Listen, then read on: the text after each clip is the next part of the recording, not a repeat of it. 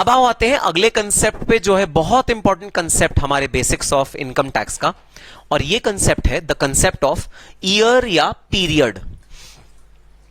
Sir ये period क्या होता है, ये ईयर क्या होता है? सुनना जरा, ये ईयर क्या होता है। गवर्नमेंट ऑफ इंडिया तुम्हारे पास आई, गवर्नमेंट ऑफ इंडिया ने तुमसे बोला, अरे सुनना सुनना, क्या तुम इनकम टैक्स कमा रहे हो, क्या तुम इनकम कमा रहे हो? तुमने कहा हाँ हाँ गवर्नमेंट ऑफ इंडिया मैं इनकम कमा रहा हूं। अब भाई पेट पालने के लिए कुछ तो करना ही पड़ेगा, तो मैं इनकम कमा रहा हूं, मैं कुछ सोर्सेस से इनकम कमा रहा हूं, मैं इनकम कमाता हूं, रेंट आता है मेरे घर का, मेरा ना बिजनेस चल रहा है थोड़ा बहुत छोटा मोटा, मैं परचूनिया की दुकान है मेरी, मैं बिजनेस से थोड़ा पैसा कमा लेता हूं, और ना मेरी थोड़ी सी और इंटरेस्ट ब्याज की इनकम है, एफडी कराई हुई है मैंने, उससे इनकम आती है, तो हाँ मैं ना इनकम कमा रहा हूं। गवर्नमेंट ऑफ इंडिया के मन में आ गया लालच, गवर्नमेंट ऑफ इंडिया ने कहा अच्छा तुम इनकम कमा रहे हो तो भाई टैक्स भी देना पड़ेगा।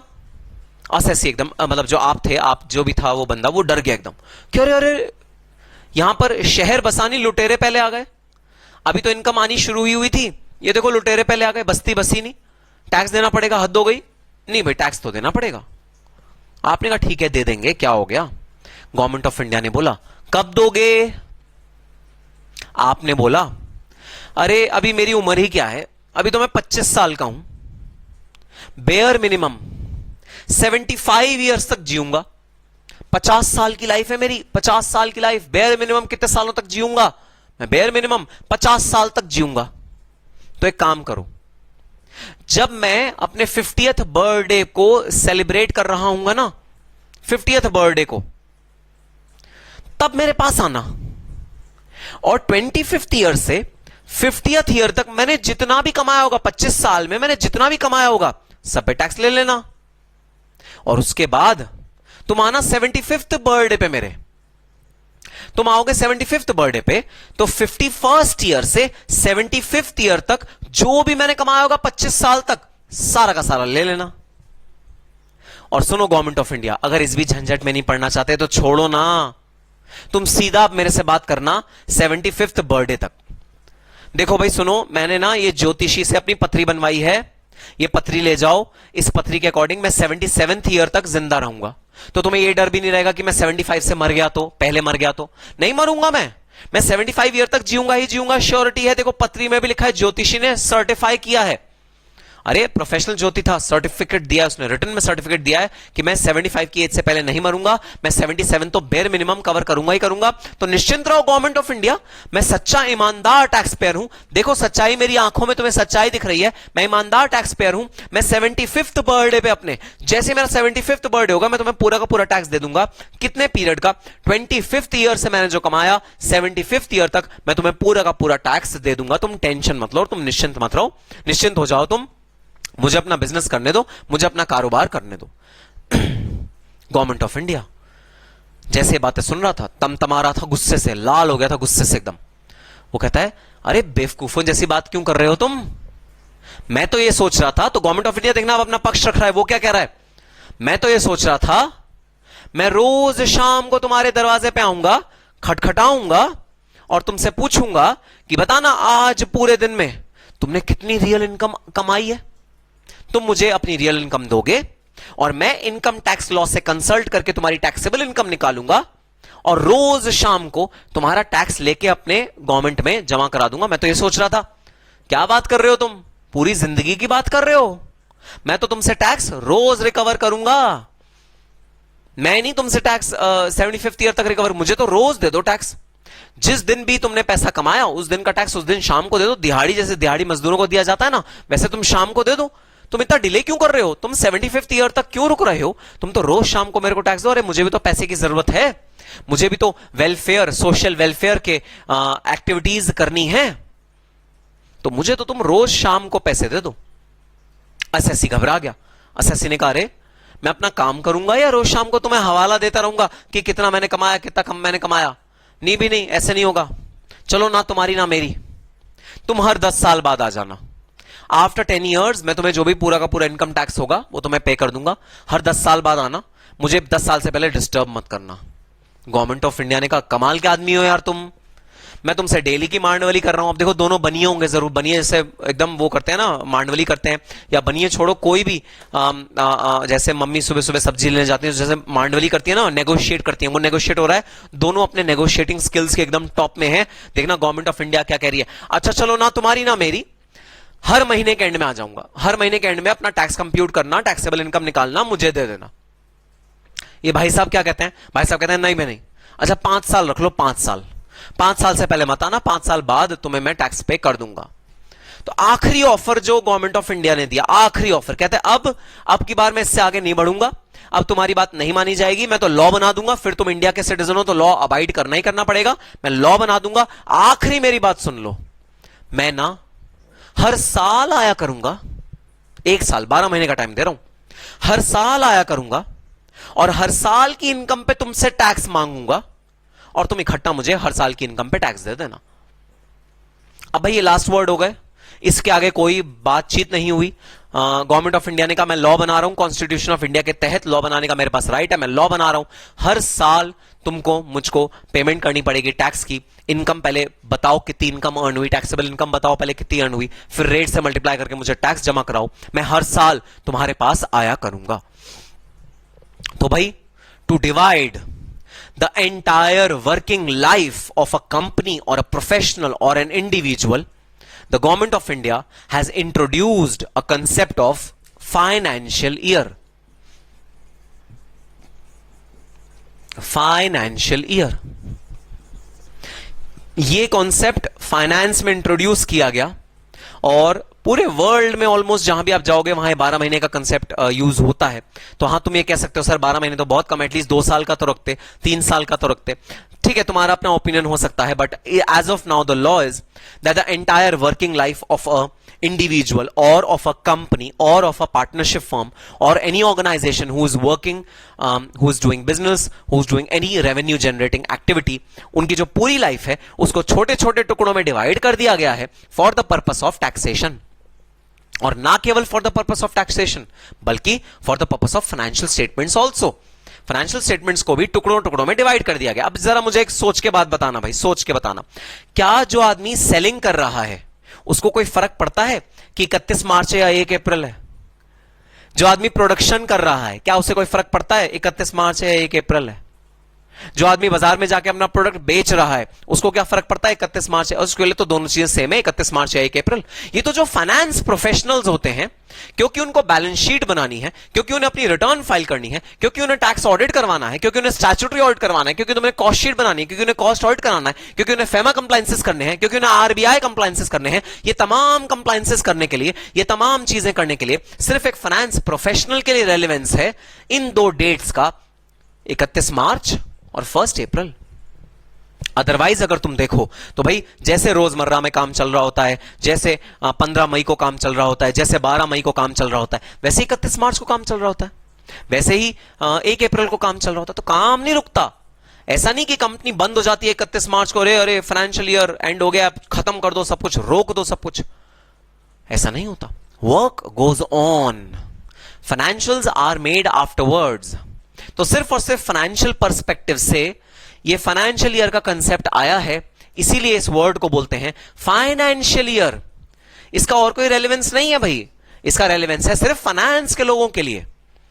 क्योंकि हम ऐसा नहीं कर सकते कि भाई कंपनी एक स्टार्ट हुई उसको बोल दिया अरे तुम 50 साल जियोगे ना, कंपनी ने कहा हाँ मैं 50 साल जीऊंगी, तो बस तुम अपनी बैलेंस शीट एक बार बना देना, जब 50वें साल तुम डाइल्यूट होने वाली हो या खत्म होने वाली हो तब एक बार बैलेंस शीट बना देना, बस इसके अलावा मत बनाना। हम ये नहीं कह सकते। हमें कंपनी की परफॉर्मेंस ईयर ऑन ईयर देखनी है, मॉनिटर करनी है बराबर। तो हमारा बस चले ना तो हम तो हर महीने बैलेंस शीट बनवाएं, हम तो हर महीने प्रॉफिट एंड लॉस अकाउंट बनवाएं, क्योंकि हम मतलब इन्वेस्टर देखना चाहता है कंपनी की परफॉर्मेंस क्या है। लेकिन वो ज्यादती होगी, हर एक महीने में बनवाना ज्यादती होगी। इसीलिए हमने जो एक स्टैंडर्ड चुना वो चुना फाइनेंशियल ईयर।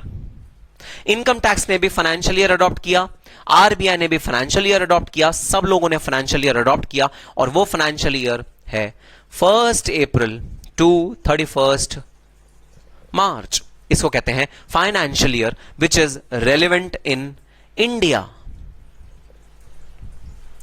अगर आप चले जाओगे यूएसए में, तो वहां पर जो फाइनेंशियल ईयर कई कई कंपनीज का स्टार्ट होता है, और मैंने खुद ऐसी कंपनीज का टैक्स का काम किया है भाई, वहां पर फाइनेंशियल ईयर कई कंपनीज का स्टार्ट होता है on 1st of May। 1st of May से वहां पर फाइनेंशियल ईयर स्टार्ट होता है और अगले 30th April तक फाइनेंशियल ईयर रहता है। कई कंट्रीज में जून, कई कंट्रीज में जुलाई, अलग अलग फाइनेंशियल ईयर के डेट्स होते हैं क्लोजिंग और ओपनिंग के। इंडिया ने क्या अडॉप्ट किया? इंडिया ने अडॉप्ट किया 1st April से 31st March। This might vary from country to country, ये हर एक कंट्री का अलग अलग हो सकता है डिपेंडिंग अपॉन उसके कैसे लॉज बने हुए हैं। फाइनेंशियल ईयर जो फाइनेंस के प्रोफेशनल्स के लिए रेलेवेंट है इंडिया में जो है वो है 1st April to 31st March। एक और वर्ड जो यहां पर रेलेवेंट होता है वो है कैलेंडर ईयर। कैलेंडर ईयर क्या होता है भाई? 1st January to 31st December, ये है कैलेंडर ईयर। ये हमारे लिए कोई रेलेवेंस नहीं, फाइनेंस के लोगों के लिए कोई रेलेवेंस नहीं। हम भाई कोई अपना कोई नॉर्मल कैलेंडर ईयर नहीं फॉलो करते, हमारे लिए फाइनेंशियल ईयर रेलेवेंट है। एक खास बात कैलेंडर ईयर के बारे में, calendar year is the same for all the countries in the world. Calendar year किसी के अकॉर्डिंग चेंज नहीं होता। कैलेंडर तो इटली भी सेम फॉलो करता है, फ्रांस भी सेम फॉलो करता है, जर्मनी भी सेम फॉलो करता है, यूएसए भी सेम फॉलो करता है, ऑस्ट्रेलिया भी सेम फॉलो करता है, न्यूजीलैंड भी सेम फॉलो करता है। पूरी कंट्रीज जितनी भी वर्ल्ड में है कैलेंडर ईयर सबका सेम होता है। It starts from 1st January and it ends till 31st December। अच्छा, एक और कमाल की बात बताता हूं तुम्हें। सुविधा के लिए कई समझदार कंट्रीज ने क्या किया ताकि सुविधा हो, बस सुविधा की बात है और कोई बात नहीं है। सुविधा के लिए कई इंटेलिजेंट कंट्रीज ने क्या किया? कैलेंडर ईयर और फाइनेंशियल ईयर को सेम कर दिया। मैंने तुम्हें बताया फाइनेंशियल ईयर कोई भी कुछ भी रख सकता है। मैं फाइनेंशियल ईयर 1st June से स्टार्ट करते हुए 30th May तक भी रख सकता हूं, 31st May तक। 1st June से स्टार्ट करते हुए 31st May तक भी रख सकता हूं। तो अगर मेरे हाथ में है फाइनेंशियल ईयर चूज करना और रखना, मेरे मतलब गवर्नमेंट ऑफ इंडिया के हाथ में है, तो क्यों ना मैं सुविधा के लिए, सहूलियत के लिए कैलेंडर ईयर और फाइनेंशियल ईयर को सेम रख दूं? ऐसा हो सकता है? बिल्कुल सर, ऐसा हो सकता है। और गवर्नमेंट ऑफ इंडिया ने कई बार ऐसे प्रपोजल्स भी देखे हैं जो फिक्की से आए या एसोचैम से आए, जितने भी इंडस्ट्री के चैम्बर्स हैं, इंडस्ट्री के लोग हैं, वो कई बार रिक्वेस्ट करते हैं गवर्नमेंट ऑफ इंडिया से कि अरे भाई प्रॉब्लम तुम खड़ी करते हो हमारे लिए, इससे अच्छा क्योंकि हमारी जो ग्रुप कंपनी है वो तो कैलेंडर ईयर में रिपोर्टिंग करती है। तो अगर आप कोरिया जाओ तो कोरिया में कैलेंडर ईयर में रिपोर्टिंग होती है। तो ग्रुप कंपनी तो कैलेंडर ईयर में रिपोर्टिंग करती है, वो अपने फाइनेंशियल्स कैलेंडर ईयर के हिसाब से बनाती है। उसकी जो इंडिया में सब्सिडरी है वो बनाती है फाइनेंशियल ईयर के हिसाब से। मिसमैच हो जाता है। तो कई बार जो बड़ी बड़ी कंपनीज हैं, जो एमएनसीज इंडिया में वर्क करती हैं, जो एमएनसीज इंडिया में आई हैं, वो गवर्नमेंट ऑफ इंडिया के आगे प्रस्ताव रखती हैं कि क्यों ना हम इंडिया में भी फाइनेंशियल ईयर को कैलेंडर ईयर में कन्वर्ट कर दें, फाइनेंशियल ईयर होना चाहिए कैलेंडर ईयर के इक्वल। ऐसे प्रपोजल्स रखे गए हैं। लेकिन एज ऑफ नाउ जो लॉ है, लॉ कहता है फाइनेंशियल ईयर, मतलब जो आपको टैक्स पे करना पड़ेगा वो साल के साल करना पड़ेगा। नहीं, हम आपको बर्डन नहीं देंगे, आपको हर रोज टैक्स नहीं पे करना पड़ेगा। नहीं, हम आपको बर्डन नहीं देंगे, आपको हर महीने टैक्स नहीं पे करना पड़ेगा। नहीं, हम आपको बर्डन नहीं देंगे, आपको हर 6 महीने में टैक्स नहीं पे करना पड़ेगा। लेकिन आपको साल में एक बार, फाइनेंशियल ईयर में एक बार असर्टेन करना पड़ेगा, अपनी रियल इनकम को टैक्सेबल इनकम में कन्वर्ट करना पड़ेगा और अपना टैक्स असर्टेन करना पड़ेगा और गवर्नमेंट ऑफ इंडिया में जमा कराना पड़ेगा। This is the concept of year और period under the income tax law. ठीक है सर, बात समझ में आई? तो सर हमारा जो ईयर है फाइनेंशियल ईयर, उसमें हमें टैक्स असर्टेन करके गवर्नमेंट ऑफ इंडिया को पे करना पड़ता है। आप यही कह रहे हैं ना? हाँ भाई हाँ, मैं यही कह रहा हूं, हमें पे करना पड़ता है। अच्छा सर, अभी हम जिस फाइनेंशियल ईयर में खड़े हैं ना, अभी वो सपोज ईयर है 1st April 2020 से 31st March 2021 तक। जिस ईयर में हम खड़े हैं वो ईयर है 1st April 2020 से 31st March 2021। सर हमारी जो कंपनी है ना, जिसमें हम बिजनेस कर रहे हैं, जिसमें हम प्रोफेशन कर रहे हैं, वो कंपनी जो इजाद में जो इनकॉर्पोरेट हुई वो हुई 15th May 2020। तो सर क्या हमारे जो टैक्स लेने आएंगे, गवर्नमेंट ऑफ इंडिया के बंदे जो टैक्स लेने आएंगे, क्या वो 15th मई से 31 मार्च 2021 का टैक्स हमसे लेंगे, या वो कहेंगे कि चलो तुम्हारा देर से खुली है ना कंपनी, तो तुम 15th मई से 14th मई 2021 तक टैक्स दे दो। एक साल तो 14th मई को खत्म हो रहा है ना भाई, तो तुम 31 मार्च तक का टैक्स मत दो, तुम टैक्स दे दो 14th मई 2021 का। इन दोनों में से कौन सा ऑप्शन सही होगा? सर ऑप्शन सही होगा ये वाला। So sometimes an year can be a truncated year. Truncated मतलब कटा हुआ, छोटा, क्योंकि कंपनी इजाद में आई, कंपनी इनकॉर्पोरेट हुई बीच में भाई, साल के बीच में कंपनी आई है। फिर कहां से वो, जब 1 अप्रैल को वो थी ही नहीं, तो भाई वो इनकम 1 अप्रैल को कमा ही नहीं रही थी, ऑब्वियसली उसने कमाना ही 15 मई से शुरू किया, तो भाई टैक्स भी किस टाइम से एसेस होगा 15th मई से लेकर 31 मार्च 2021 तक। इसे कहते हैं ट्रंकेटेड ईयर। इसीलिए मैंने दो वर्ड्स यूज करे। एक वर्ड यूज किया ईयर, ईयर का मतलब है फुल 12 महीने। दूसरा वर्ड यूज किया पीरियड। पीरियड का मतलब है जिन केसेस में फुल 12 महीने नहीं होते, 12 महीने से कम होते हैं, उसे कहते हैं पीरियड। तो ईयर भी हो सकता है, पीरियड भी हो सकता है, बट जनरली जो कंपनीज चल रही हैं, कई सालों से चल रही हैं, आगे भी चलेंगी, उनका तो भाई पूरा ईयर ही होता है, उसमें कहीं ईयर में कोई ट्रंकेशन नहीं होती, ट्रंकेटेड ईयर नहीं होता, पूरा का पूरा ईयर होता है उन वाली कंपनीज के लिए। ठीक है सर, बात समझ में आ गई। अब सर ये बता दो मैं ना 1 अप्रैल 2020 से 31 मार्च 2021 तक में मैं काम कर रहा हूं, बिजनेस कर रहा हूं, इनकम जनरेट कर रहा हूं भाई। अप्रैल मई जून जुलाई अगस्त, ये 12 महीने हैं, इन दोनों के बीच में ये है मेरा ईयर जिसमें मैं इनकम जनरेट कर रहा हूं, कमा रहा हूं। ये जो पूरा का पूरा साल है ना, इसके अंदर मैं इनकम जनरेट करके अपने बैंक में डालता जा रहा हूं। ठीक है, ये बीचों बीच अक्टूबर 2020 में, बीचों बीच अक्टूबर 2020 में गवर्नमेंट ने कहा, अरे वाह, अप्रैल से लेकर अक्टूबर के बीच में तुमने 12 लाख रुपए कमाए हैं, जो मैं तुम्हारे बैंक स्टेटमेंट में देख पा रहा हूं, यह है तुम्हारी रियल इनकम। अरे सुनो भाई, जरा कैलकुलेट करो तुम्हारी टैक्सेबल इनकम कितनी है, मुझे जरूरत है पैसे की, मुझे सोशल वेलफेयर में पैसा लगाना है, जरा कैलकुलेट करो कितने तुम्हारे रियल इनकम कितने की है। रियल इनकम तो पता है, टैक्सेबल इनकम कैलकुलेट करो और मुझे टैक्स दो। तो तुम क्या जवाब दोगे? नहीं, अरे आपने खुद ही कहा था कि पूरे ईयर की इनकम टैक्स कंप्यूट करके मैं आपको पे करूंगा, आपने यही बोला था। अब आप अपनी बात से मुकरो मत। मैं आपको टैक्स जो दूंगा वो पूरे साल का दूंगा, पूरे साल का टैक्स। अब अपनी बात से मुकरो मत। आपने बोला था ईयर, आपने जो मेरी पूरी जिंदगी थी, मैं तो कहता था जिंदगी के बाद आना, जिंदगी खत्म होने तक मेरे को टैक्स नहीं पे करना, मैं जब जिंदगी खत्म कर रहा हूं तब टैक्स ले लेना, मैंने तो ये कहा था। लेकिन आपने क्या कहा था? पूरे साल का जब इनकम असर्टेन होगा तब मैं तुमसे टैक्स लूंगा। तो अपना बीच में मत डिस्टर्ब करो मुझे प्लीज, मेरा बिजनेस है, बिजनेस करने दो, बीच में डिस्टर्ब करो। आपने कहा चल ठीक है, बिजनेस कर ले तू, सही है, मैंने कह दिया, कह के फंस गया हूं, तो ठीक है चलो कोई बात नहीं। अच्छा फिर क्या हुआ? 31 मार्च 2021 तुमने इंतजार कर रहे थे, गवर्नमेंट ऑफ इंडिया इंतजार कर रही थी, अपने से घड़ी में देख रही थी कब 31 मार्च आए, कब 31 मार्च आए, कब 31 मार्च आए। 31 मार्च 2021 गवर्नमेंट ऑफ इंडिया आपके ऐसे दरवाजे पे आके खड़ी हो गई और आपका दरवाजा खटखटाया, अरे खोलो खोलो, तुम बिजनेस कर रहे हो ना, तुम्हारे बैंक अकाउंट में दिख रहा है, पूरा 1 साल हो गया तुम्हें बिजनेस करते हुए, 1 अप्रैल 2020 से लेकर 31 मार्च 2021, आज है 31 मार्च 2021, तुम आज तक की अपनी रियल इनकम से टैक्सेबल इनकम निकाल दो और मुझे ब्यौरा दे दो और मुझे तुम अपना टैक्स पे करने के लिए दे दो, लाओ मुझे टैक्स दे दो, मुझे मेरा जितना बनता है। तुमने कहा अरे रुको, थोड़ा रुको, इतनी क्या जल्दी है, आज के पूरे दिन में भी तो मैं इनकम करूंगा जनरेट।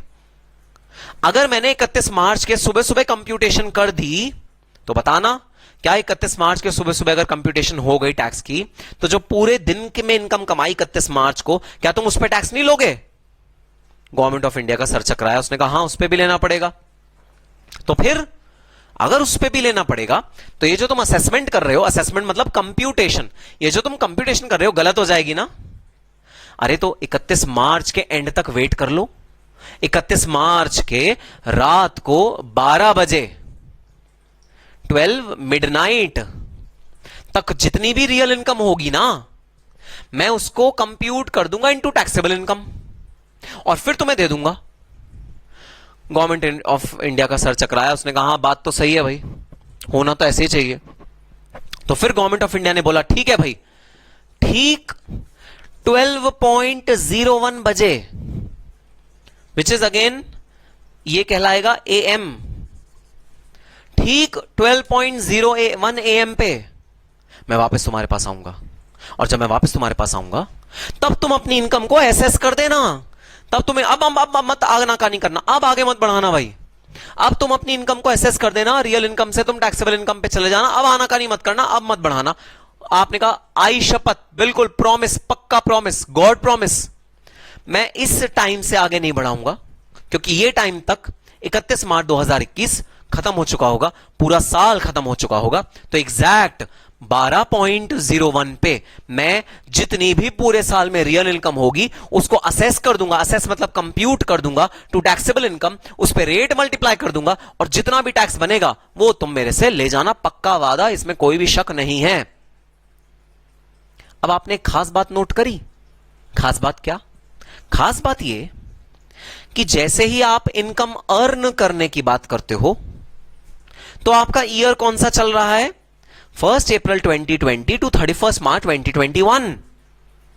और जैसे ही आप इनकम कंप्यूट करने की बात करते हो, कंप्यूट मतलब रियल इनकम से टैक्सेबल इनकम में कन्वर्ट करने की बात करते हो, अरे भाई आपका असेसमेंट, आपका फाइनेंशियल ईयर चेंज हो गया।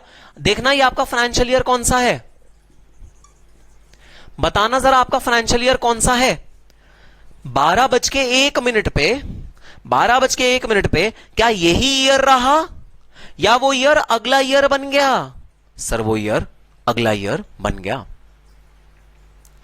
सो आप जिस ईयर में इनकम अर्न करते हो उसी ईयर में असेस नहीं कर सकते, कंप्यूट नहीं कर सकते, क्योंकि आखिरी सेकंड तक इनकम अर्न करने का चांस होता है। 12 जब तक नहीं बजे 31 मार्च 2021 के रात के 12 नहीं बजे तब तक आपके बैंक अकाउंट में पैसा आ सकता है, कोई भी आपको इनकम दे सकता है, कोई भी आपका प्रोडक्ट खरीद सकता है। तो तुम जिस ईयर की इनकम को कंप्यूट करना चाहते हो, एक्चुअल कंप्यूटेशन तो तुम्हें अगले साल में ही करनी पड़ेगी। 1 अप्रैल 2021 टू 31 मार्च 2022, अगला साल शुरू हो गया है भाई 12:01 पे। तो अब मैं इन दोनों सालों का नामकरण कर रहा हूं। दोनों है फाइनेंशियल ईयर, दोनों है फाइनेंशियल ईयर। नाम सुनना, नाम क्या है? ये ईयर जिसमें तुमने इनकम कमाई, this year is known as previous year. और ये इनकम जिसमें तुमने प्रीवियस ईयर की इनकम को एसेस किया, मतलब कंप्यूट किया, this is known as assessment year. This is known as assessment year. तो हमेशा रूल क्या है इनकम टैक्स का? हमेशा ये रूल है भाई, जिस ईयर में आप इनकम कमा रहे हो आपकी असेसमेंट मतलब कंप्यूटेशन उस ईयर में नहीं हो सकती, उससे इमीडिएटली अगले साल में आपकी इनकम असेस होगी। तो कंप्यूटेशन करने के लिए हम कौन सा ईयर मानते हैं? 1 अप्रैल 21 टू 22। तो 1 अप्रैल 21 टू 22 ये जो ईयर है, अगर मैं बोलूं ये असेसमेंट ईयर है, तो मतलब किस ईयर की इनकम की बात हो रही है? एक इमीडिएटली प्रीसीडिंग ईयर के इनकम की बात हो रही है भाई, समझ जाना अपने आप। जैसे मैं बोलूं assessment year 2021 to assessment year 22, 21, 22 assessment year, तुम समझ जाना इनकम किस ईयर की बात हो रही है? 2021। अगर मैं तुमसे बोलूं असेसमेंट ईयर 2019-20, असेसमेंट ईयर 2019-20, तो किस ईयर के इनकम की बात हो रही है? 2018-19। अगर मैं तुमसे बोलूं असेसमेंट ईयर 2005-6, असेसमेंट ईयर 2005-6, तो बताना किस ईयर के इनकम की, किस ईयर की बात हो रही है? 2004-5, एक साल पीछे वाला ईयर। और अगर मैं बोलूं प्रीवियस ईयर 2004-5, तो बताना किस ईयर के इनकम की बात हो रही है? 2004-5, उसी ईयर के इनकम की बात हो रही है। तो आपको बड़ा ध्यान से ये चीज समझनी है कि असेसमेंट ईयर मतलब वो वाला ईयर जिसमें कि इनकम कंप्यूट होती है, और कभी भी जिस ईयर में अर्न होती है उसी ईयर में कंप्यूट नहीं होती। कंप्यूट हमेशा इमीडिएटली प्रीसीडिंग ईयर की होती है। तो अगर तुम असेसमेंट ईयर की बात करो 2019-20, तो फिर भाई कंप्यूट किस इनकम अर्न किस ईयर में हुई होगी? वर्ल्ड इनकम अर्न हुई होगी 2018-19। So previous year means the year in which the income is earned. Assessment year means the year in which the income is assessed, which means it relates to the previous year. तो अगर मैं बोलूं assessment year 5-6 और अगर मैं बोलूं previous year 4-5, दोनों का मतलब बिल्कुल सेम। अगर मैं बोलूं असेसमेंट ईयर 5-6, अगर मैं बोलूं प्रीवियस ईयर 4-5, दोनों का मतलब बिल्कुल सेम। दोनों किस ईयर की इनकम के बारे में बात कर रहे हैं? 4-5। कंफ्यूज मत हो जाना। मैं कई बार तुम्हें बोलूंगा प्रीवियस ईयर 3-4, बोलूंगा असेसमेंट ईयर 4-5, तुम ये मत बोलना सर अभी अभी तो आपने 3-4 बोला था, अब 4-5 क्यों बोल रहे हो? अरे फर्क हो गया ना, असेसमेंट ईयर बोला 4-5 बोलते हुए, तो सेम बात पड़ गई ना। Previous year 3-4, previous year 3-4 is equal to assessment year 4-5, दोनों का मतलब बिल्कुल सेम। हम किस इनकम की बात कर रहे हैं? 3-4 के इनकम की बात कर रहे हैं। तो हमारे इनकम टैक्स में भाई फाइनेंशियल ईयर के दो types, type number 1 previous year, type number 2 assessment year. तो फाइनेंशियल ईयर हमारे यहां दो तरह के होते हैं। फाइनेंशियल ईयर तो मतलब वही जनरल जो फाइनेंस के लिए ईयर को काटा गया है। फाइनेंशियल ईयर हमारे यहां दो तरह के होते हैं, एक प्रीवियस ईयर, एक assessment year. Previous year is the year in which income is earned, जो इनकम कमाई जा रही है वो कमाई जा रही है प्रीवियस ईयर में, 1 April to 31 March income is earned. और assessment year means income assessed और computed and tax ascertained. Tax भी तो भाई असर्टेन करना है ना, बेसिक पर्पस तो टैक्स असर्टेन करना है। तो हमारा असेसमेंट ईयर कौन सा माना जाएगा? असेसमेंट ईयर माना जाएगा इनकम जिस ईयर में असेस होगी, मतलब कंप्यूट करी जाएगी। सर इनकम कंप्यूट मतलब, अरे इनकम कंप्यूट मतलब conversion from real income to taxable income. Income तो आपने अर्न करी हुई, वो तो कंप्यूटेड है, रियल इनकम तो कंप्यूटेड है। टोटल कर लो बैंक में कितनी इनकमिंग है, टोटल कर लो आपके हाथ में कितना पैसा आया है, या अक्रूवल बेसिस पे आपने कितना अक्रू किया है, टोटल कर लो, that is known as real income. तो रियल इनकम तो कंप्यूटेड है। इस कन्वर्जन को करने के लिए हमें जो कंप्यूटेशन करना पड़ता है that is known as income assessed which is computed and tax ascertain. Tax जो असर्टेन होता है वो असेसमेंट ईयर में होता है। तो अब देखना जरा, मैं 2 ईयर्स लिख रहा हूं, बता देना दोनों का मतलब सेम या दोनों का मतलब अलग अलग। ये मैंने 2 ईयर्स लिखे, मैंने लिखा प्रीवियस ईयर 18-19, असेसमेंट ईयर 19-20। बताना मतलब सेम या मतलब फर्क? मतलब बिल्कुल सेम। किस ईयर के इनकम की बात हो रही है? 18-19 के इनकम, ईयर इनकम की बात हो रही है। सो assessment year means the immediately succeeding year in which the income will be computed and tax will be ascertained, that is known as assessment year.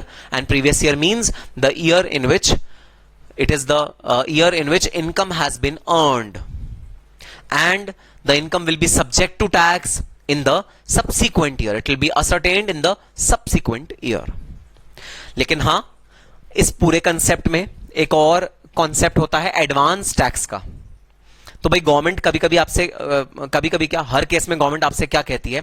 आपसे कहती है माना कि तुम असली इनकम की असेसमेंट करोगे 19-20 में, लेकिन एक काम करो, एक तुक्का मार दो, तुक्का, रफ एस्टिमेट, तुक्का मार दो कि 18-19 में तुम्हारी कितनी इनकम हुई है, और उसके बेसिस पे हमें एडवांस टैक्स थोड़ा सा दे दो।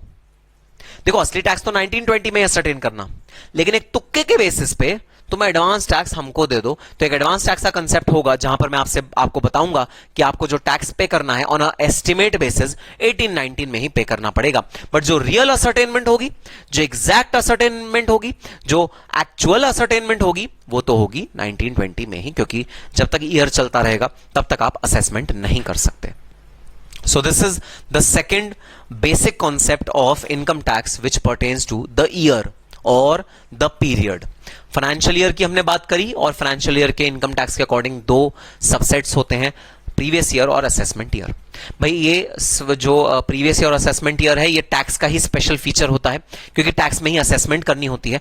अगर तुम अकाउंट्स की बात करो, ऑडिट की बात करो, कॉस्ट शीट की बात करो, अगर इन सब चीजों की बात करो तो इसमें ऐसा कुछ नहीं होता असेसमेंट ईयर, ये सिर्फ टैक्स की बात होती है भाई। वहां पर ऐसा कुछ नहीं होता, वहां तो फाइनेंशियल ईयर चलता है, फाइनेंशियल ईयर 1920, फाइनेंशियल ईयर 2021, वहां नहीं ये डिफरेंस होता असेसमेंट ईयर और प्रीवियस ईयर में, वहां तो एक ही ईयर चलता है विच इज फाइनेंशियल ईयर। यहां तो क्योंकि हमें असेसमेंट करनी है, कंप्यूटेशन करनी है, इस वजह से असेसमेंट ईयर और प्रीवियस ईयर में डिफरेंस पाया जाता है। ठीक है सर, बात समझ में आई। और लास्ट चीज जो है सब्जेक्ट। सब्जेक्ट मतलब सर ये तो पता लग गया इनकम पे टैक्स देना होता है, ये भी पता लग गया हर साल देना होता है, ऐसा नहीं कि 2-3 साल में एक बार दे दो, हर साल देना होता है, ये भी पता लग गया। लेकिन सर वो कौन लोग हैं जो टैक्स देंगे? सब्जेक्ट मैटर कौन है टैक्स का? क्या मैं हूं? क्या तुम हो? क्या हमारे पास वाला मंदिर है? क्या वो एनजीओ जो चल रही है वो है? क्या ये रूम है जिसमें मैं रिकॉर्डिंग कर रहा हूं? क्या ये लैपटॉप है जिसको टैक्स देना पड़ेगा, जो मेरे रिकॉर्डिंग में मदद कर रहा है? क्या ये कैमरा है जिसे टैक्स देना पड़ेगा? सर वो कौन है जिसे टैक्स देना पड़ेगा? टैक्स का सब्जेक्ट मैटर कौन है? भाई टैक्स का सब्जेक्ट मैटर 2 बाइफिकेशन में मैं आपको पढ़ाऊंगा। एक मैं आपको पढ़ाऊंगा डेफिनेशन ऑफ अ पर्सन, दूसरा मैं पढ़ाऊंगा डेफिनेशन ऑफ एन असेसी। ये है subject matter of tax. Tax किन लोगों से डील करता है, और जरूरी नहीं है वो लोग हों, जिंदा लोग हों, वो निर्जीव चीजों से भी डीलिंग करता है। निर्जीव चीज मतलब मंदिर, हाँ भाई उसमें प्राण प्रतिष्ठा करते हो आप, मूर्तियों में प्राण होते हैं, वो सब कंसेप्ट मुझे पता है, वो मैं आपकी भावनाओं को ठेस नहीं पहुंचा रहा। लेकिन वैसे मंदिर क्या है? मंदिर एक ईंट और सीमेंट से बना हुआ एक स्ट्रक्चर है। कंपनी जिसमें प्लांट एंड मशीनरी रखी है, अगेन निर्जीव, डेड, जीवन नहीं है उसमें, फिर भी उससे टैक्स पे करवाएंगे। किसी भी तरह की रेवेन्यू अर्निंग ऑब्जेक्ट जो इनकम अर्न कर रहा है, किसी भी तरह की, चाहे वो डेड हो चाहे वो जीवित हो, हम उससे टैक्स पे कराएंगे। तो आओ पढ़ते हैं वो कौन लोग हैं जिनसे आप टैक्स पे कराओगे। Who are the subject matter of income tax. Okay sir, समझ में बात आ गई। सो 2 डेफिनेशन भाई हम यहां पढ़ेंगे, एक हम पढ़ेंगे पर्सन की डेफिनेशन, एक हम पढ़ेंगे असेसी की डेफिनेशन। और ये दोनों डेफिनेशन इनकम टैक्स एक्ट से ही डिराइव हो रही हैं। ऑफ कोर्स हम डिटेल में भी, तो मैंने ब्रीफ में लिखा है, डिटेल में हम अपनी बुक में जब जाएंगे तब हम वहां पर भी पढ़ेंगे। आओ सबसे पहले देखते हैं ये 2 लोग कौन है जो हमारे शिकार बनेंगे, जो इनकम टैक्स एक्ट के शिकार बनेंगे, जिनको इनकम टैक्स पे करना पड़ेगा। Number 1 is person. पर्सन कौन होगा? वो होगा, it can be an individual. Individual मतलब आप और मैं, ह्यूमन बींग्स, इनको कहते हैं इंडिविजुअल। तो आप और मैं आर इंडिविजुअल्स। सर हमने ना कहीं पढ़ा था, जैसे लॉ में हमने पढ़ा था कि जो माइनर होता है ना, माइनर, वो कॉन्ट्रैक्ट एंटर करने के काबिल नहीं होता, लॉ में हमने ऐसा पढ़ा था। तो सर क्या माइनर से भी इनकम टैक्स लेंगे? हां भाई हां, हम निर्दयी हैं, हम निर्दयी हैं। हम चाहे माइनर हो, चाहे कॉम्पिटेंट हो कॉन्ट्रैक्ट करने के, चाहे ना हो, चाहे अनसाउंड माइंड हो, येड़ा हो येड़ा, अनसाउंड माइंड, हम सबसे टैक्स लेंगे। वो लॉ वाले लोग कहते थे कि कॉन्ट्रैक्ट नहीं करेंगे किसके साथ? अनसाउंड माइंड वाले के साथ, ल्यूनेटिक माइंड वाले के साथ, माइनर के साथ। वो लॉ वाले कहते थे। हमें कोई मतलब नहीं है भाई, तुम पागल हो तो क्या हो गया? अगर तुम कहीं से भी इनकम कमा रहे हो तो हम तुमसे टैक्स लेंगे, इवन अगर तुम पागल हो। तो एक पागल है, उसके पेरेंट्स उसके लिए करोड़ों रुपए की जायदाद छोड़ के चले गए, वो करोड़ों रुपए एफडी में इन्वेस्टेड है, उससे इंटरेस्ट इनकम आ रही है, हम टैक्स लेंगे, चाहे वो पागल है चाहे कुछ है। माइनर तो आदित्य नारायण जब छोटा सा था तो टीवी शोज करता था, छोटा सा था, सिंगिंग कंपटीशन में जाता था, सिंगिंग के शोज करता था। आदित्य नारायण जब वो माइनर नहीं था तब भी इनकम जनरेट कर रहा था। ऑफ कोर्स हम उससे टैक्स लेंगे। कोई भी चाइल्ड आर्टिस्ट है, कोई भी माइनर है, कोई भी जो छोटी सी एज में इनकम अर्न कर रहा है, हम सबसे इनकम लेंगे अगर वो इंडिविजुअल है तो। हमारे लिए ये जो लॉ वाले कहते हैं ना अनसाउंड माइंड, माइनर, हमारे लिए इसका कोई बाइफिकेशन नहीं है भाई। हमारे लिए individual means individual. Number 2 HUF, Hindu undivided family. तो भाई पहले के जमाने में, अब तो ये बहुत कम हो गई हैं, तो पहले के जमाने में हिंदूज ने अपना बिजनेस करने का एक यूनिक ढंग अपनाया था, जो था HUF, ऑर्गेनाइज कर लेना। जैसे आजकल बड़ी बड़ी कंपनीज बनती है ना, तो पहले तो कंपनीज होती नहीं थी, 1956 से तो पहले किसी को पता भी नहीं था कंपनीज क्या होती हैं। तब जो बिजनेसेस होते थे, जो पौराणिक काल से ही हमारे यहां चलते आ रहे हैं, वो होता था जॉइंट हिंदू फैमिली। तो हिंदूज साथ में जो फैमिली कंबाइन करके रहती थी, वो सब फैमिली मेंबर्स मिलके जॉइंट हिंदू फैमिली बनाते थे, और हिंदू अनडिवाइडेड फैमिली के वो पार्ट होते थे, और वो बिजनेस करते थे, और वो इनकम कमाते थे।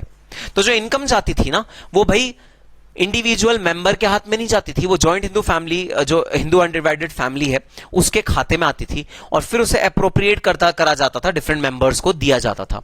कर्ता होता था, कर्ता was responsible for all this activity. तो ये जो पूरा कंसेप्ट है, जो पूरा ऑर्गेनाइजेशन है, इस पूरे के पूरे को हमने टैक्सेबिलिटी के पर्व्यू में डाला है। Hindu undivided family is an essential element of definition of a person, जिसको टैक्स पे करना पड़ेगा, जिसको सब्जेक्ट टू टैक्स होना पड़ेगा। सर, क्या हिंदूज में जैन और सिख भी आते हैं? जी हां, हिंदू में जैन और सिख भी आते हैं। तो Jains and Sikhs are included in the definition of Hindu undivided family. ठीक है सर, बात समझ में आई।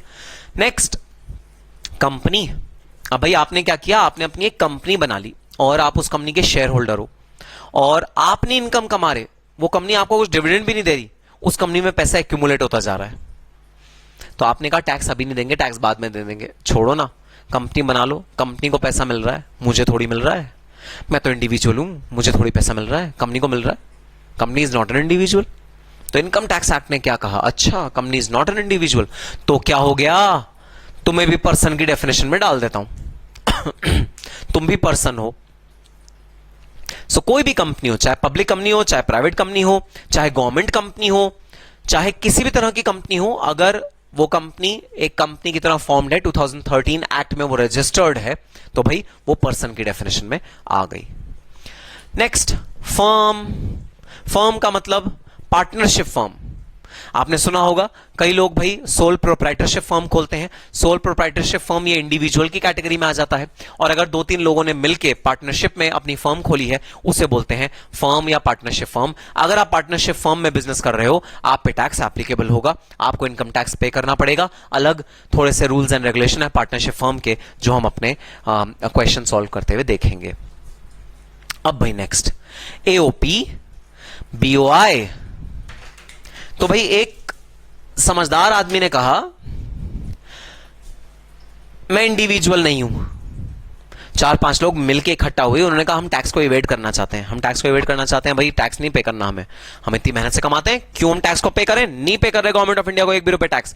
सब लोग आए, सबने मेहनत से एक कारोबार शुरू किया। उन्होंने कहा सुनो सुनो सुनो, अरे अपने आप को ना हिंदू अनडिवाइडेड फैमिली नाम मत दे देना, कोई ऐसा अग्रीमेंट मत बना देना जिसके अंदर सारे के सारे हिंदुओं और हिंदू अनडिवाइडेड फैमिली का, ऐसा मत कर लेना, वरना गवर्नमेंट हमको कहेगी तुम पर्सन की डेफिनेशन में फॉल हो गए। अच्छा, इंडिविजुअल तो हम है ही नहीं, क्योंकि हम तो बहुत सारे लोग हैं जिन्होंने मिलकर बिजनेस करना तय किया है, तो इंडिविजुअल तो हम है ही नहीं। अच्छा, कंपनी में रजिस्ट्रेशन मत ले लेना, 2013 एक्ट जो है ना, उसमें रजिस्ट्रेशन मत ले लेना, क्योंकि अगर तुमने उसमें रजिस्ट्रेशन ले लिया तो तुम कंपनी बन जाओगे, पर्सन की डेफिनेशन में आ जाओगे। यहां से भी बाहर रहो, HUF से भी बाहर रहो, इंडिविजुअल से भी बाहर रहो। अच्छा, पार्टनरशिप मत खोल लेना, पार्टनरशिप अग्रीमेंट मत बना लेना, पार्टनरशिप एक्ट में अपने आप को रजिस्टर मत कराना, नहीं तो तुम पार्टनरशिप बन जाओगे, तो बस तुम तो पार्टनरशिप फर्म भी नहीं हो, तो तुम क्या हो? कुछ नहीं। इनकम टैक्स एक्ट के अकॉर्डिंग हम कुछ नहीं है, हम तो मिलके बस अपना कारोबार कर रहे हैं, अपना धंधा कर रहे हैं, अपना बिजनेस कर रहे हैं, हम कुछ भी नहीं है। तो अगर तुम इनमें से कुछ भी नहीं हो और तुम्हें ऐसा लगता है कि तुम इनकम टैक्स से बच जाओगे, तो तुम्हें बहुत गलत लगता है, क्योंकि इनकम टैक्स ने एक कैटेगरी डाली हुई है जहां पर वो सारे लोग जो ओवर स्मार्ट बनने की कोशिश करते हैं, इनमें से किसी कैटेगरी में अपने आप को फॉल नहीं मानते हैं, उनके लिए कैटेगरी बना दी है बॉडी ऑफ इंडिविजुअल्स। एक ऐसी बॉडी, बॉडी मतलब ये शरीर वाली बॉडी नहीं, ऑर्गेनाइजेशन वाली बॉडी, एक ऐसी बॉडी जिसमें कुछ इंडिविजुअल्स मिलकर कोई काम धंधा कर रहे हैं, कोई कारोबार कर रहे हैं, उसे कहते हैं बॉडी ऑफ इंडिविजुअल्स। अच्छा, तुम इंडिविजुअल्स की बॉडी पे टैक्स लगा दोगे? ठीक है, लगा दो। हम अपनी बॉडी में 3 तो इंडिविजुअल्स रखेंगे और चौथा एक HUF रख लेंगे। कोई हमारा एक बंदा है जो बंदे की अपने घर की एचयूएफ है, तो वो बंदा उस बॉडी का पार्ट होने के बजाय एचयूएफ को बॉडी का पार्ट बना देगा। तब कहां से करोगे इनकम टैक्स में एप्लीकेबिलिटी? फिर बॉडी ऑफ इंडिविजुअल थोड़ी हुई, उसमें तो 3 इंडिविजुअल एक एचयूएफ हुई। एचयूएफ उस बॉडी का पार्ट बनेगी, इंडिविजुअल नहीं बनेगा। फिर तो तुम बॉडी ऑफ इंडिविजुअल में नहीं ला पाओगे हमारे को। तो उसके लिए गवर्नमेंट ऑफ इंडिया ने कहा अच्छा तो ठीक है, मैं एक और वर्ड ऐड कर देता हूं पर्सन की डेफिनेशन में, वो है एसोसिएशन ऑफ पर्सन्स। और पर्सन्स का क्या मतलब है? It can be individual, it can be HUF, it can be company, it can be firm, it can be local authority, it can be artificial judicial person. कोई भी person जो income tax act के according था एक person, अगर वो भी मिलके तुम्हारे साथ किसी भी तरह का कारोबार करता है, किसी भी तरह का रेवेन्यू जनरेटिंग एक्टिविटी करता है, वो भी क्या बन जाएगा? पर्सन बन जाएगा, इनकम टैक्स की डेफिनेशन में आ जाएगा और उसकी इनकम पे भी टैक्स लगेगा। सो कोई भी लूप होल नहीं छोड़ा इनकम टैक्स एक्ट ने कि भाई तुम पर्सन की डेफिनेशन से बाहर चले जाओ। पर्सन की डेफिनेशन में तो तुम्हें आना ही आना पड़ेगा, तुम पर्सन तो हो गई होगे। अगर तुम इन सब कैटेगरी में नहीं फॉल किए तो इस कैटेगरी में तो तुम पक्का फॉल कर ही जाओगे। एओपी एसोसिएशन ऑफ पर्सन, इसका क्या मतलब हुआ? 3 तो है इंडिविजुअल, चौथा है एचयूएफ। एचयूएफ ने कहा मैं भाई इस तुम्हारे बिजनेस का पार्ट बनूंगा और फाइनेंस देना होगा, एचयूएफ देगा फाइनेंस। कोई मैन पावर की जरूरत है, एचयूएफ के पास मैन पावर है, एचयूएफ मैन पावर देगा। सो AOP, BOI is also categorized as a person. Next, local authority. भाई अगर कोई लोकल अथॉरिटी है जो गवर्नमेंट या स्टेट गवर्नमेंट या सेंट्रल गवर्नमेंट के परसुएंस बनी है, जैसे municipal corporation of Delhi MCD, या बॉम्बे का जो म्युनिसिपल कॉर्पोरेशन है BMC, ये सब भाई ना इंडिविजुअल है, ना एचयूएफ है, ना कंपनी है, ना फर्म है, ना AOP BOI है। ये तो गवर्नमेंट की एजेंसीज हैं जो बनाई गई हैं, गवर्नमेंट का इसमें स्टेक होता है, स्टेट गवर्नमेंट का इसमें स्टेक होता है। हमने इसको भी कवर कर लिया। वो क्या नाम दिया हमने? Local authority. ये लोकल अथॉरिटी हैं जिनको हमने इनकम टैक्स के पर्व्यू में पर्सन की डेफिनेशन में कैटेगराइज कर दिया, लोकल अथॉरिटी। और लास्ट है भाई बड़ी ही interesting category, artificial judicial person. Artificial का क्या मतलब होता है? नॉट नेचुरल, जो नेचुरल नहीं है, जो बनाया गया है। कृत्रिम बोलते हैं इसे हिंदी में, कृत्रिम।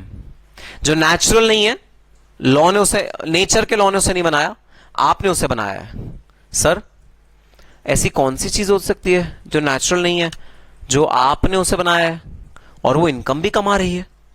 अरे भाई जो इंडिया है ना, इंडिया वो विभिन्न आस्थाओं का देश है।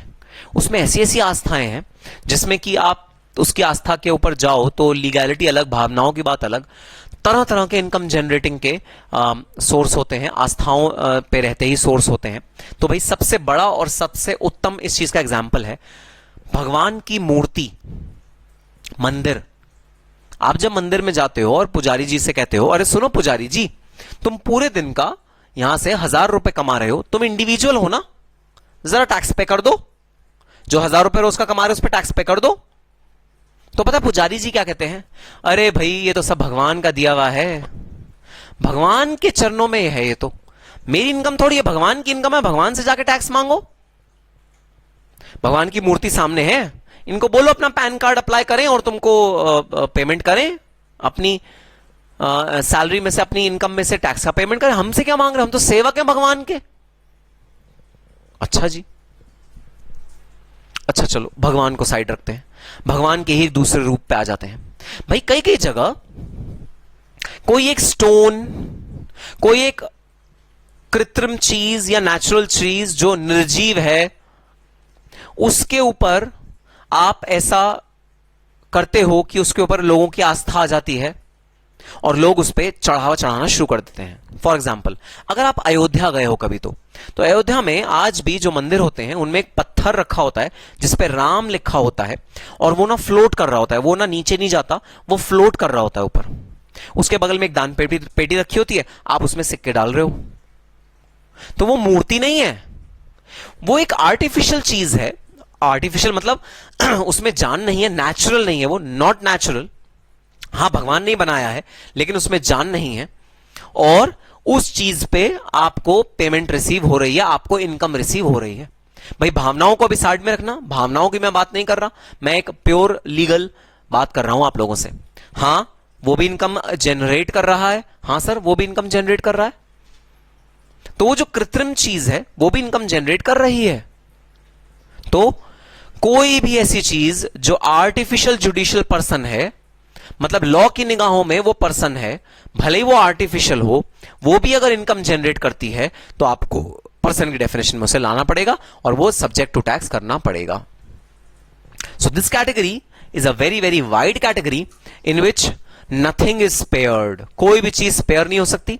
ऐसा नहीं हो सकता कोई भी इंडिया का आदमी 1 भी रुपए की इनकम कमा रहा हो और उसे हम टैक्स छोड़ दें, उससे हम टैक्स ना लें, ऐसा नहीं हो सकता। अरे इंडिया की तो हिस्ट्री ऐसी रही है कि जो लोग इनकम नहीं भी कमा रहे होते इंडिया में, उनको भी टैक्स पे करना पड़ जाता है।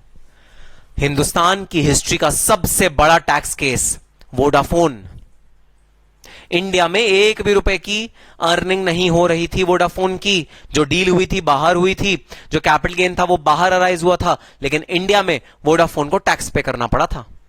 तो इंडिया के tax laws are very very aggressive, they are known for taxing every and any kind of transaction. So हां ये सच बात है।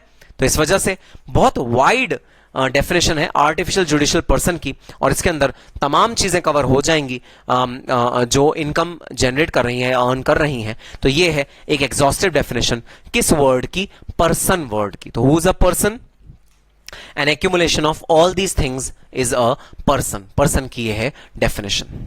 अब देखना असेसी किसको बोलते हैं, असेसी, असेसी भाई किसको बोलेंगे, जो असेस कर रहा होगा।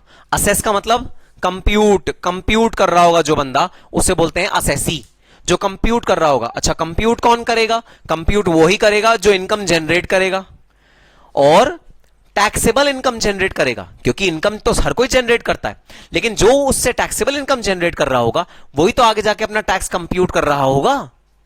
तो वो लोग जो टैक्सेबल इनकम कमा रहे होते हैं उनको बोला जाता है असेसी। जो इनकम टैक्स के चंगुल में फंस रहे होते हैं किसी भी तरह से, उसे बोला जाता है असेसी। तो पर्सन तो हर कोई, आप भी पर्सन, मैं भी पर्सन, आप तो स्टूडेंट हो, आप भी पर्सन हो, क्योंकि आप इंडिविजुअल डेफिनेशन में आ जाते हो। लेकिन मुझे बताओ क्या आप कोई टैक्सेबल इनकम कमा रहे हो? अगर तुम बोलोगे हां सर मैं कमा रहा हूं, तो मैं कहूंगा तुम एसएससी भी बन गए। पर्सन तो हो ही हो, पर्सन तो प्राइमरी कंडीशन है एसएससी बनने के लिए, लेकिन पर्सन होने के साथ एक और कंडीशन सेटिस्फाई करनी पड़ती है कि तुम टैक्सेबल इनकम कमाओ। तो बताओ क्या तुम टैक्सेबल इनकम कमा रहे हो? क्या तुम्हारे घर से कोई रेंट आ रहा है जो तुम्हें मिल रहा है? क्या तुम्हारी सैलरी पढ़ते पढ़ते क्या तुम जॉब भी कर रहे हो और तुम्हें सैलरी भी मिल रही है? अगर तुम्हारा जवाब होगा हां, तो मैं कहूंगा पर्सन होने के साथ साथ तुम असेसी भी हो। अगर तुम्हारा जवाब होगा नहीं नहीं सर हमारे को कोई इनकम नहीं मिल रही, हमारे को कोई टैक्सेबल इनकम नहीं मिल रही, हम तो भाई पढ़ते हैं बस, बच्चे हैं, तो मैं कहूंगा ठीक है तुम पर्सन तो हो लेकिन असेसी नहीं हो। तो पर्सन तो हो लेकिन असेसी नहीं हो। अब भाई एक गोल्डन रूल है जो मैं तुम्हें जनरल प्रिंसिपल बताया कि वो पर्सन जो टैक्सेबल इनकम कमाता है उसे बोलते हैं असेसी। सो मैं यहां पर ना एक फॉर्मूला लिख रहा हूं, person plus taxable income is equal to assessee. Person plus taxable income is equal to assessee. ये तो जनरल प्रिंसिपल हो गया। इसके ना कुछ एक्सेप्शंस भी हैं। कई बार ऐसा भी होता है जब तुम इनकम नहीं भी कमा रहे होते तो भी हम तुमको असेसी बना लेते हैं। वो कैसे सर? वो ऐसे कि तुम एक माइनर जो इनकम जनरेट कर रहा है और वो माइनर इंडिया में अपना बिजनेस करता था या कुछ भी काम करता था, तुम उस माइनर के पेरेंट हो। अगर तुम उस माइनर के पेरेंट हो ना और उस माइनर ने अगर टैक्स पे नहीं किया अपनी इनकम से, हम तुमसे मांग लेंगे उस इनकम का टैक्स। हां हम मांग लेंगे तुमसे उस इनकम के बिहाफ पे टैक्स। तुम दो उस इनकम के उस माइनर के बिहाफ पे टैक्स। एक और एग्जांपल लेता हूं, एक बाहर की कंपनी है, फॉरेन कंपनी, इंडिया में तुम उसके एजेंट हो, तुम उसके बिहाफ पे डीलिंग करते हो इंडिया में, सारे उसका जो कारोबार है तुमने इंडिया में करा हुआ है, ऑर्डर वही लेती है, लेकिन इंडिया में जो शिपमेंट आती है उसको क्लियर तुम कराते हो, कस्टमर से बात करनी होती है तुम करते हो, तुम एजेंट हो। अगर फॉरेन कंपनी ने इंडिया में जो काम किया उसके टैक्स नहीं भरा, हम तुम्हें मान लेंगे कि तुम भाई रिप्रेजेंटेटिव एसएससी हो कंपनी के, तुम टैक्स पे करो। तो कई बार अगर तुम्हारी टैक्सेबल इनकम नहीं भी है, लेकिन किसी और के बिहाफ पे अगर हमने तुम्हें टैक्सेबल मान लिया, मतलब ये जो टीआई है ये उस पर्सन की नहीं है बट किसी और की है, बट तुम लायबल हो टीआई पे टैक्स देने के लिए, तो भी भाई हम तुम्हें असेसी मान लेंगे। अगर तुम इनकम टैक्स के परव्यू में किसी तरह भी फंस गए, चाहे अपनी इनकम के रिस्पेक्ट में, चाहे किसी और की इनकम के रिस्पेक्ट में, चाहे टीडीएस ना काटने के जुर्म में, तो हमने तुम्हें कहा कुछ काम करो, इनकम टैक्स तो चलो तुम्हारी टैक्सेबल इनकम कुछ नहीं है, लेकिन हमने तुम्हें कुछ काम करने के लिए कहा। हमने तुम्हें कहा कि भाई जब तुम पेमेंट कर रहे हो किसी पार्टी को तो उस पर टीडीएस डिडक्ट करो, तुमने नहीं किया टीडीएस डिडक्ट, हम तुम्हें असेसी मान लेंगे। तो असेसी मींस जिसकी टैक्सेबल इनकम तो नहीं है, लेकिन वो इनकम टैक्स एक्ट के चंगुल में फंस गया है, किसी भी प्रोविजन में फंस गया है, उसको बोलते हैं असेसी। टैक्सेबल इनकम हो भी सकती है, टैक्सेबल इनकम नहीं भी हो सकती तुम्हारी, असेसी तुम बन जाओगे। आओ पढ़ते हैं क्या लिखा है। एनी पर्सन, ये रही पर्सन की डेफिनेशन भाई, any person who comes under the purview of income tax act, जो इनकम टैक्स एक्ट के परव्यू में आ जाता है, जो इनकम टैक्स के किसी भी प्रोविजन से हिट कर जाता है, इन एनी स्पेसिफाइड मैनर, जो मैनर स्पेसिफाइड है इनकम टैक्स एक्ट में, उस मैनर में अगर तुम इनकम टैक्स के परव्यू में आ गए किसी भी तरीके से, वो ये वाला तरीका भी हो सकता है, ये डायरेक्ट तरीका। डायरेक्ट तरीका मतलब तुम पर्सन हो और टैक्सेबल इनकम कमा रहे हो, तुम असेसी बन गए, इनकम टैक्स के परव्यू में आ गए, यह है डायरेक्ट तरीका। और इनडायरेक्ट तरीका क्या होता है? इनडायरेक्ट तरीका होता है तुम पर्सन हो प्लस टैक्सेबल इनकम तुमने कमाई किसी अदर के बिहाफ पे, ओ लिखा है मैंने टीआई के नीचे, किसी अदर के बिहाफ पे, तो भी तुम असेसी बन गए। और इनडायरेक्ट में एक और तरीका होता है भाई, तुम्हें इनकम टैक्स एक्ट ने कुछ करने के लिए बोला, तुमने वो नहीं किया, तो भी तुम असेसी बन गए। असेसी इन डिफॉल्ट बोलते हैं उसे, कि तुम्हें कुछ करने के लिए कहा गया था, तुमने वो काम नहीं किया, असेसी इन डिफॉल्ट। तीनों तरीकों से तुम असेसी बन जाओगे। अभी तुम बच्चे हो, अभी तुम स्टडीज कर रहे हो, अभी तुम्हारी कोई इनकम नहीं है, तो भाई तुम सिर्फ पर्सन हो, तुम असेसी नहीं हो, तुम सिर्फ और सिर्फ इनकम टैक्स के अकॉर्डिंग एक पर्सन हो। ठीक है सर, बात समझ में आई? तो भाई आज की क्लास एकदम बेसिक क्लास थी। हाँ, थोड़ा सा हैवी हो गया होगा, तुम्हारा सर थोड़ा भारी हो गया होगा, चकराने लगा होगा, क्योंकि बहुत सारे कंसेप्ट्स हमने सीखे क्लास में। आई होप तुमने ये अपने रजिस्टर पे नोट कर लिया होगा। प्लीज अपने रजिस्टर में ये पूरा का पूरा कंसेप्ट नोट कर लेना, क्योंकि ये बेसिक्स है भाई। एग्जाम में इससे कुछ पूछने की उम्मीद नहीं है, ये बहुत बेसिक चीजें हैं, ये तुम्हें पता होनी चाहिए। इनकम टैक्स अगर तुम पढ़ रहे हो तो एग्जाम पर्सपेक्टिव से बहुत ज्यादा इंपॉर्टेंट नहीं है ये सारी चीजें, लेकिन जब मैं रियल टैक्स शुरू कराऊंगा, जब मैं तुम्हारे को क्वेश्चंस कराऊंगा, तब मैं ये टर्मिनोलॉजी यूज करूंगा। तो भाई तुम्हें ये टर्मिनोलॉजी पता होनी बहुत ज्यादा जरूरी है। और हम मिलेंगे अपने अगले सेशन में with the subsequent provisions of this particular act. ठीक है, तो मिलते हैं अपने अगले सेशन में। All the very best and happy studying.